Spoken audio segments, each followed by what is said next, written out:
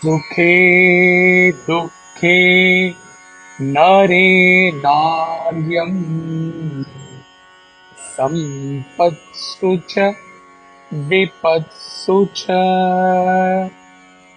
viśeṣo naiva dhīrasya sarvatra samadarśinaḥ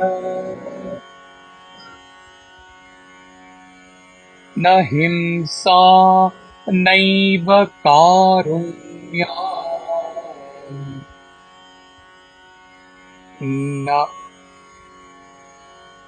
nauddhatyaṃ na ca dīnatā nāścaryaṃ eva ca kṣobhaḥ kṣīṇasaṃsaraṇe nare.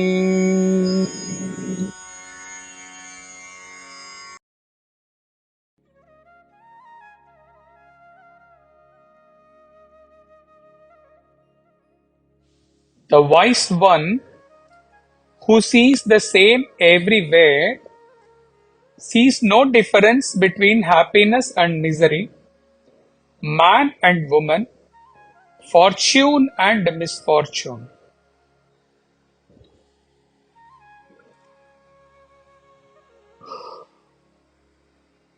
It is the mind that perceives all dualities mentioned in this verse.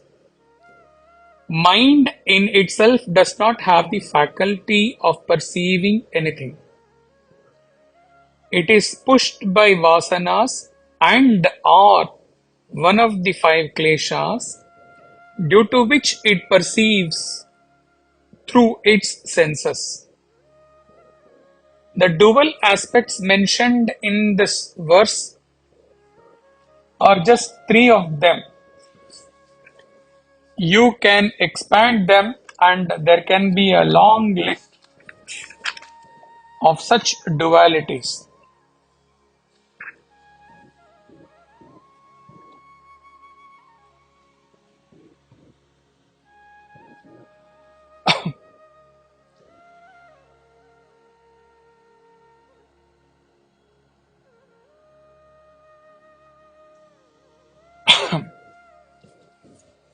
At the subtlest level, even the duality is there between bondage and liberation, happiness and misery, man and woman, fortune and misfortune are still at a grosser level.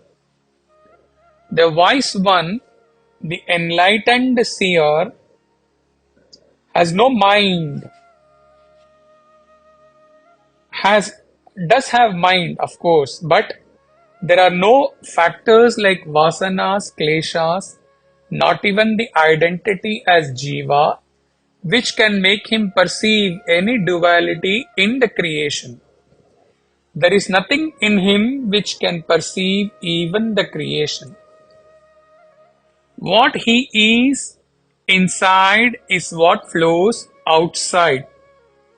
He is self, hence he can't see anything other than self everywhere. Commentary.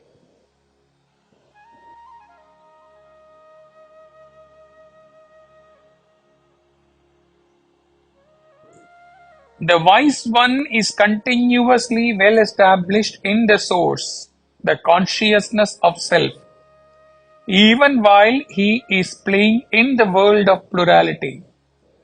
He, in his wisdom, knows that all these are the play of consciousness supreme, nothing else.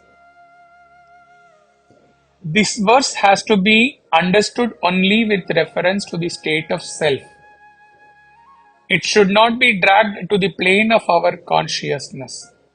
In our social and communal living, since we are then recognizing the plurality, the descriptive declarations of the saints and sages, we may not be able to practice.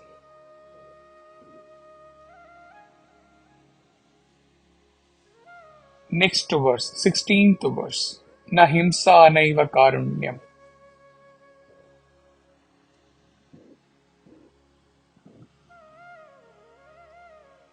In the man whose worldly life is exhausted, there is neither compassion nor violence, neither humility nor pride, neither wonder nor agitation. He has neither compassion, means he does not have compassion towards one or a few, seeing them as different from others.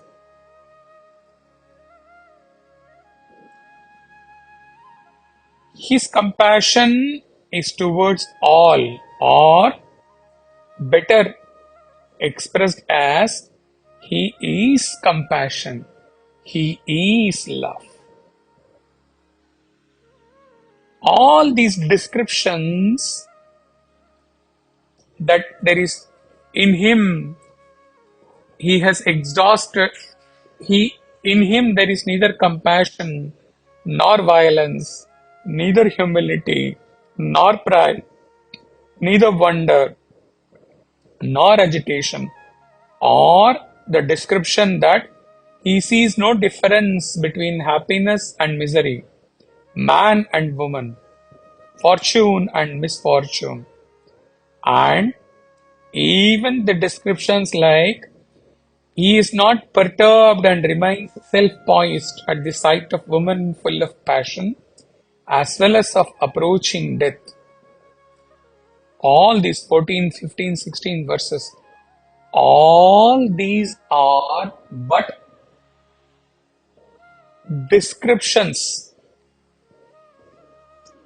They are only a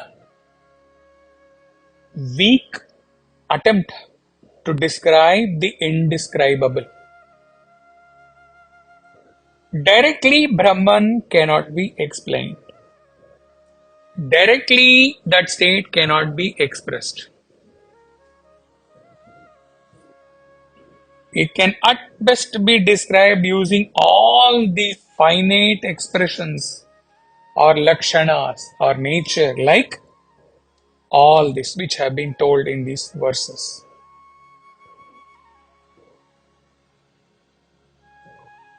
What use are all these descriptions for a sadhaka? A sadhaka gets convinced that, oh, by having read about realized masters, having observed my own guru, I am convinced, and I think now, after getting convinced, how wonderful it will be